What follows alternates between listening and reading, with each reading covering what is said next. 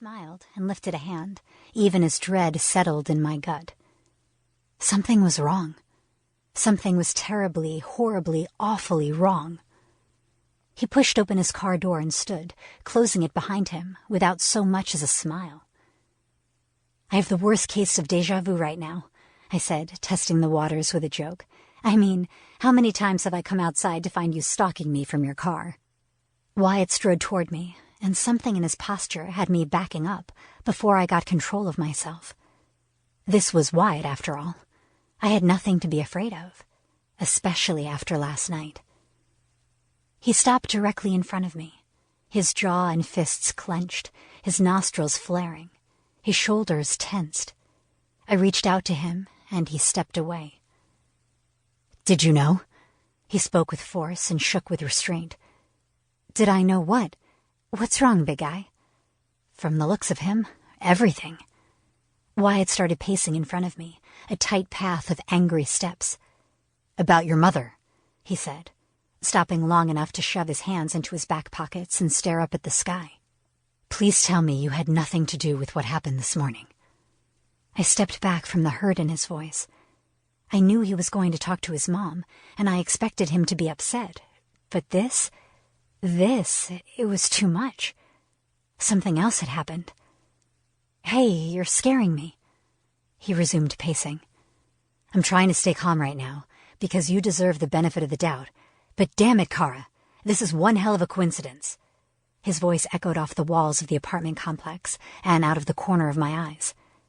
I saw my neighbor peeking through the window to get a glimpse of the drama unfolding on the sidewalk. "Come inside, Why. Come inside and tell me what happened." From the way he glared at me, he must have considered telling me to fuck off. But thankfully, reason prevailed, and Wyatt followed me into my apartment. He wouldn't sit. He wouldn't look at me. For a few terrible seconds, he wouldn't speak. When he finally did, I wished he hadn't. He told me about getting to the hut, intent on explaining to his mom everything that happened between our families, only to find my mother already sitting in the office. He told me how she twisted our interactions into something awful, how she demanded that he marry me. As he spoke, his anger grew, my mother's story doing exactly what she had crafted it to do, spinning his emotions out of control until he didn't know who or what to trust. "My God," I murmured, "I thought you knew me better than that." He stopped pacing and looked at me with such disdain, I flinched. "I thought I did too." "You do?" I let him see my exasperation. "Are you really telling me you believe my mother over me? Let me tell you something, big guy. That's not going to fly." Wyatt crossed his arms over his chest. "You're telling me you showed up at my house last night, out of the blue, tricking me into sleeping with you the day before your mom drops this bomb, and I'm supposed to believe it's coincidence?" Tricking him? Tricking him? The fact that he thought anything about last night had been contrived had me questioning whether or not he deserved the piece of me he now permanently carried.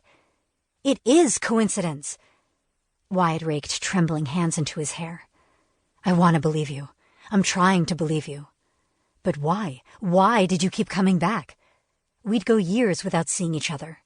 But you just kept showing back up in my life." "Because you were my rock," he whirled. "Or was I your mark?"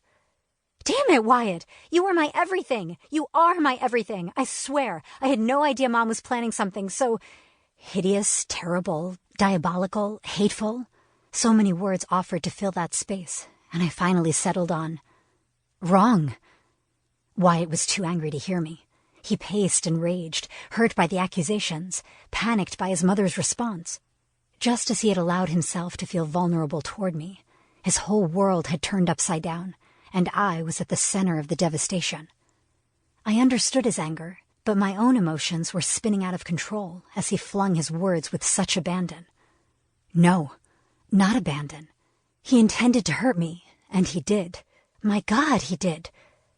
I dropped to my knees in front of him, a last-ditch effort to catch his attention.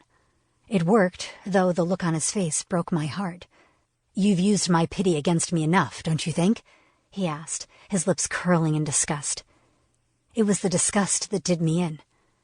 Of all the people in my life, only 2 knew what it was like for me to be Madeline Lockhart's daughter, Brooke, who had been my best friend since high school, and Wyatt. The fact that her lies had any power over him at all was a punch to the gut I might never recover.